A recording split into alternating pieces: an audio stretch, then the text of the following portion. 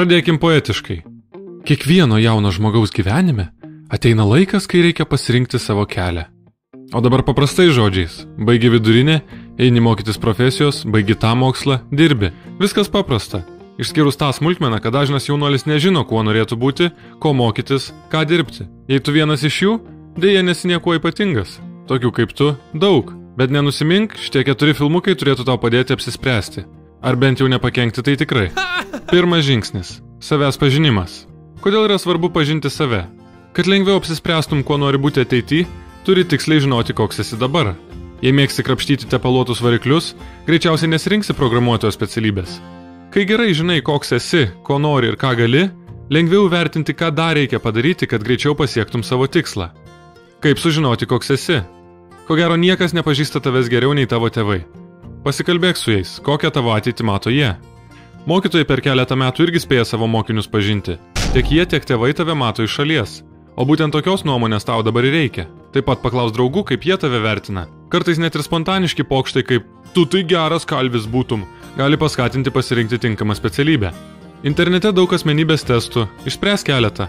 Bet prisimink, kad internetas pilnas ir šlamšto. Ir net jei testas atrodys geras, jo parodymai niekad nebus tikslus atsakymas.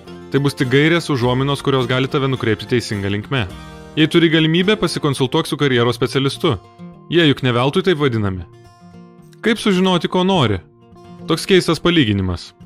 Atsidarai šaldytuvą ir jame matai stiklainį majonezo. Bet majonezo šiuo metu nori jogurto. Jogurto šaldytuve nematai, nes jis niekšas už majonezo pasislėpęs. Tai jeigu nepasivarginsi ir majonezo nepatrauksi, pats kaltas būsi, kad jogurto neradai. Kitaip tariant, turi netingėti pasidomėti, kokios yra galimybės, kokios specialybės pasaulyje egzistuoja.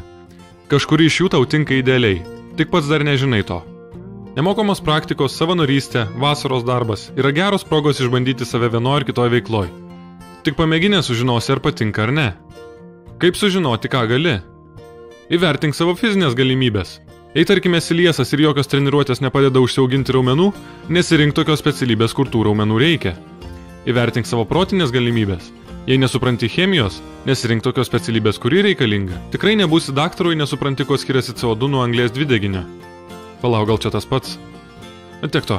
Įvertink savo gebėjimus. Jei patinka ir gerai sekasi remontuoti daiktus, kodėl nepavertus to darbu? Jei patinka piešti, tapyti, tai irgi gali būti karjeros pagrindas. Būk dizaineris, būk architektas, būk tapytojas, jei nori. Tik gerai pažinodamas save ir vertinęs visas galimybės, galėsi tiksliau pasirinkti profesiją. Bet apie tai kitoje dalyje.